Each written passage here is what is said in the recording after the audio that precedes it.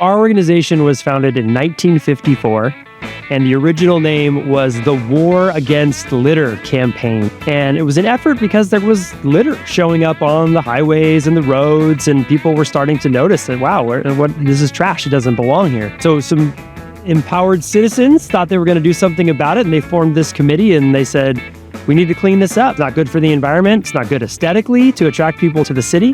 So they formed this committee, and we've been doing it for 70 years ever since. It's your San Diego, show you care. Most people know us for our countywide cleanups. They happen twice a year, Creek to Bay in April around Earth Day and Coastal Cleanup Day in September. This Saturday is the 40th annual Coastal Cleanup Day. Give yourselves a round of applause for being here this morning. On that day, or those days, we gather 5,000 volunteers across the county to clean up at 100 different sites, and they can remove anywhere from 50,000 to 100,000 pounds of litter and debris in one day. It's a pretty awesome experience. You know, cigarette butts are still the number one item, unfortunately, but right behind it is plastic. That wasn't an issue 70 years ago. So we as an organization have had to evolve to meet that challenge. And I think most people think of I Love a Clean San Diego as kind of a litter cleanup organization.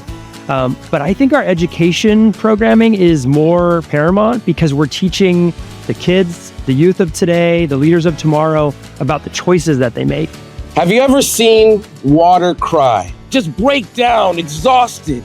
You see, no one enjoys being dumped on, neglected, and polluted, then asked at the same moment to take a beach selfie with. We have youth education, which goes into classrooms and teaches kids about watersheds and where trash goes and recycling. And then we also have community education, where we're engaging with adults and businesses, corporate partners, and trying to engage with them on how they can be more sustainable in their business practices and how they can make better decisions as consumers, as parents in their household. With education and knowledge comes power, right? You can actually do something because you are aware of it. Individually, you have to step up. I have to step up. We are educating our youth. We're trying to help them understand that when they throw something away, where does it go? Where is away? Is it recyclable? Can it end up in a place where it can be reused? Understanding what a landfill is. What happens to trash in the landfill? Does it break down? Does it become toxic? Is it harmful to the environment? And we also teach them about water. Water actually moves trash around. It moves it through our storm drains and out into our ocean.